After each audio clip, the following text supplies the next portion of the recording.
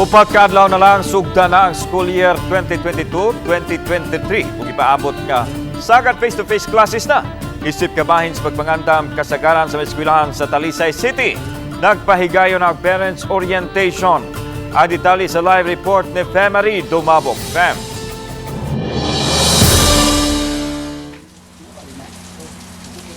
Yes, lang gipaniguro sa Talisay City DepEd nga karong Biyernes napaubos na sa orientation ang tanang mga ginikanan sa mga tinunan sa tanang grade level. Napuno sa mga ginikanan kining stage sa Talisay City Central School ganihang buntag. Sila ang nagrepresentar sa 50% sa usa ka section pa lang sa incoming grade 7 nga mga tinunan sa Talisay City National High School.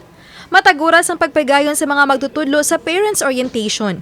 Gipasabot ni Maria Cecilia Lopez, guidance counselor sa eskwelahan, nga gikinahanglan kini kay human sa duha ka tuig nga wa makapahigayon sa face-to-face classes, daghan ang mga kabag-uhan nga ipatuman. Ilabi na nga naapakita sa pandemya ug apektado usab ang mga tunghaan sa bagyong Odette. Usa sa ilang ipatuman mao nga kapin sa usa ka buwan, katunga lang una sa populasyon sa eskwelahan ang makapahigayon sa face-to-face classes ug sa Setyembre na ang laing katunga. Apan sa Nobyembre, paninghuaon nila nga 100% na nga dungang makatunga ang mga estudyante sa tunghaan. Since amo ang mga bata manggod almost 1,000 per grade level, dili man namo pwede nga i-cater sila tanan in one setting face to face because we have morning session and afternoon session. For the morning session, we will have grade 7, grade 10 and grade 12.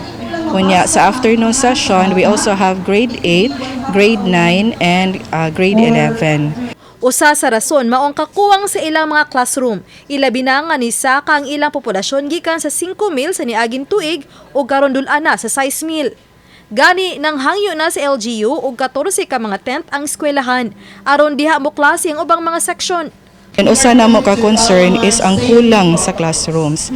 In fact, kami sa Talisay City National High School niduol mi sa amo ang mayor.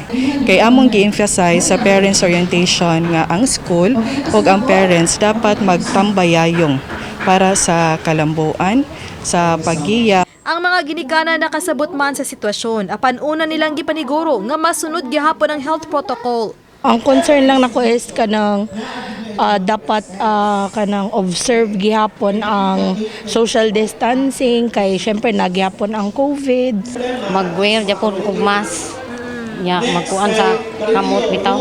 Manglimpyo. Nisal mo to sab sa orientation kining incoming grade 7 pupil. Kisa sulob pa ang prescribed t-shirt kunway uniform. Excited na ka?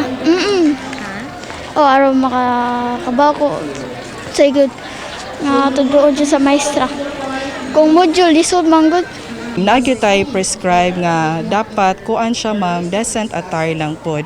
For now, since nagmeeting man mi last week together with our school head si Sir Imon ug ang mga year leaders sa kada grade level, magwear lang usa sila og white shirt and denim pants. Kana lang usa and then nagsugod na sad mi sa pa-ID ma'am last week.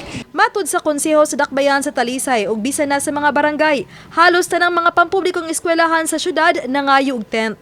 Daan ang napanlantawan sa Talisay City DepEd Division nga moabot sa dul-an sa titay 5,000 ang kinatibuk ang tinunan sa pampublikong elementarya ug high school sa Dakbayan ning school year.